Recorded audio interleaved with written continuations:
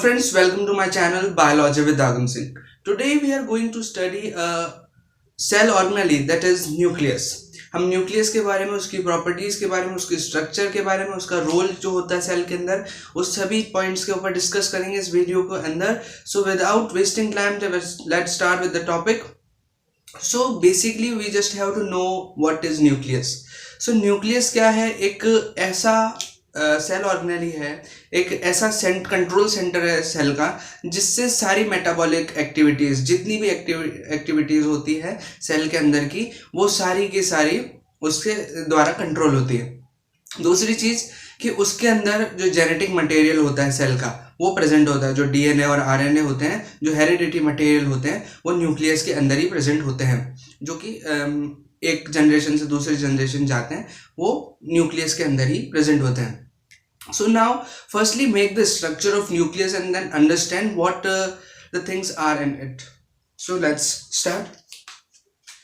सबसे पहली चीज कि न्यूक्लियस जो होता है वो एंडोप्लाज्मिक रेटिकुलम जो होती है उससे सराउंडेड होता है.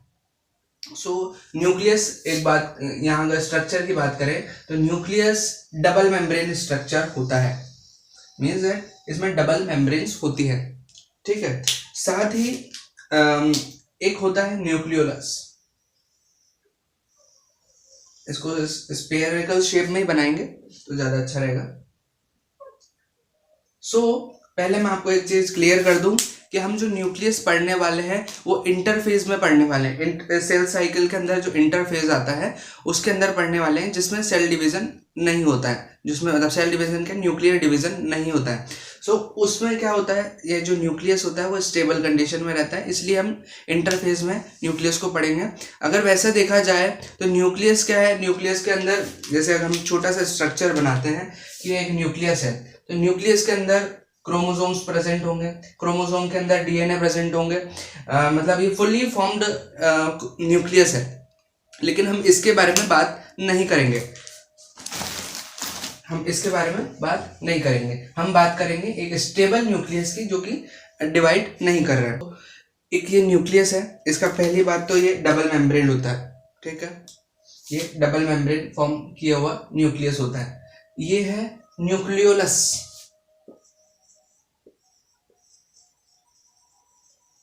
ये न्यूक्लियोलस होता है. इसके अंदर ये कुछ थ्रेड्स जैसे नजर आएंगे आपको इस तरह से इंटरफेस में. पूरे सेल के अंदर, पूरे न्यूक्लियस के अंदर इस तरह के सेल्स नजर आएंगे, जिन्हें बोलते हैं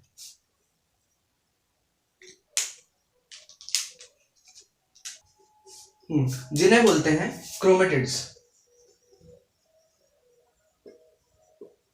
जिन्हें क्रोमेटिड्स बोला जाता है. ये क्रोमेटिड्स किस चीज के बने होते हैं? ये क्रोमेटिड्स बने होते हैं हिस्टोन प्रोटीन और डीएनए के, जो कि बाद में जाकर के क्या फॉर्म करते हैं? क्रोमोसोम का स्ट्रक्चर, जैसे मैंने अभी बनाया था वो स्ट्रक्चर ये फॉर्म करते हैं, ये क्रोमेटिड्स. ठीक है. ये तो होगी फर्स्ट लेयर.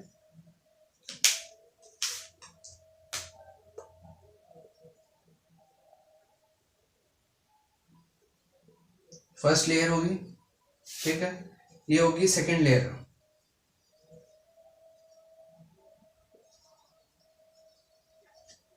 ठीक है.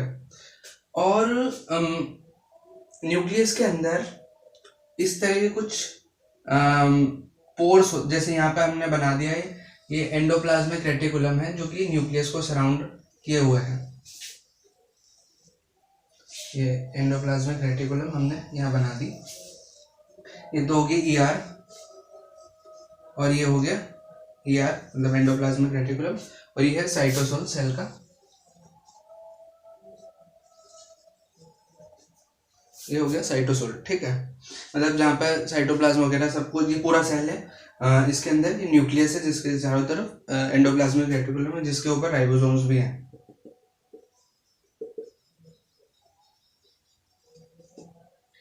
अब ये कुछ होते हैं इस तरह के, यहाँ पे अगर मैं बनाऊं इस तरह के, ये कुछ पोर्स होते हैं, इन्हें बोला जाता है न्यूक्लियर पोर. न्यूक्लियर पोर इन्हें बोला जाता है. जो कि क्या काम आते हैं, सेल के अंदर से जो प्रोटीन है, आरएनए वगैरह है, इनको बाहर जो ट्रांसफर होता है, सेल के बाहर जो ट्रांसफर होता है वो इन न्यूक्लियर पोर के थ्रू ही होता है। सो अब ये तो एक जनरल सा कॉमन सा स्ट्रक्चर है एक न्यूक्लियस का। पहले इसका थोड़ा सा फंक्शंस जान लेते हैं। पहले ही न्यूक्लियर पोर से स्टार्ट करते हैं। न्यूक्लियर पोर क्या करता है, जैसे ये जो न्यूक्लियोलस है, न्यूक्लियोलस क्या होता है, ये न्यूक्लियोलस एक ऐसा पार्ट है न्यूक्लियस का जो आरएनए इस न्यूक्लियोलस के अंदर प्रेजेंट होते हैं, वो सिंथेसाइज्ड होते हैं। मतलब ये जो न्यूक्लियोलस है वो क्या कर रहा है, working of the synthesis of RNA, या न्यूक्लियोलस के अंदर आरएनए का सिंथेसिस होगा, इसकी वजह से न्यूक्लियोलस के अंदर आरएनए प्रेजेंट होंगे। उन्हीं आरएनए से ट्रांसलेशन के थ्रू प्रोटीन बनेगा, जो कि बाहर जो न्यूक्लियर पोर है उनके थ्रू जाएगा। कुछ बाहर से मटेरियल अगर आना हो तो न्यूक्लियर पोर के थ्रू अंदर सेल जो न्यूक्लियस है उसके अंदर आ जाता है। क्रोमेटिड जिसका मैंने फंक्शन बताया था, ये बाद में जाकर के डेवलप होकर के क्रोमोसोम्स का शेप ले लेते हैं, और वही क्रोमोसोम, क्योंकि अभी तो ये फैला हुआ है, क्रोमोसोम्स एक कंडेंस स्ट्रक्चर होता है जिसके अंदर डीएनए प्रेजेंट होता है, तो वो जो क्रोमोसोम है स्टेबल कंडीशन में सेल की फंक्शनिंग को कंट्रोल करते हैं। ठीक है, फर्स्ट लेयर और जो सेकंड लेयर है इन्हें बोलते हैं मतलब जो न्यूक्लियर की डबल मेम्ब्रेन्स। सो ये जो लेयर्स हैं ये क्या करती हैं, गैप मतलब गैप क्या बोलेंगे, कनेक्शन लूज करती है। जैसे मतलब जो न्यूक्लियर फ्लूइड है, इसके अंदर क्या है, ये न्यूक्लियर फ्लूइड, और यहाँ पे क्या है, ये साइटोप्लाज्म, जो साइटोसोल के अंदर साइटोप्लाज्म, तो इन दोनों के बीच में बैरियर का काम करेगी। मतलब इस न्यूक्लियर फ्लूइड को अलग सेपरेट करके रखेगी, मतलब एज ए सेपरेटरी लेयर्स ये दोनों लेयर्स काम करेगी कि न्यूक्लियर फ्लूइड्स को अलग रखेगी और साइटोसोल का जो साइटोप्लाज्म है उसको अलग रखेगी।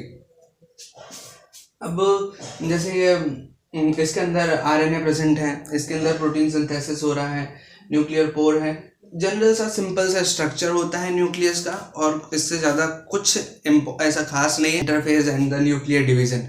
So this is now what about the nucleus, the general structure and properties of nucleus. हम एक तरह से समराइज करते हैं कि न्यूक्लियस क्या है, जो कंट्रोल सेंटर है। जैसे हमारा ब्रेन होता है, अगर बड़े रूप में लिया जाए तो जो ब्रेन है वो पूरी बॉडी को कंट्रोल कर रहा है, उसी तरह जो न्यूक्लियस है वो सेल को कंट्रोल कर रहा है। सारी मेटाबॉलिज्म कैरेक्टर न्यूक्लियस कंट्रोल करता है। So this is all about the nucleus.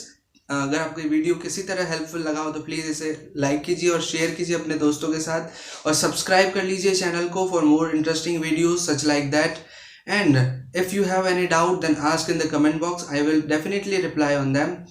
Thank you so much for watching.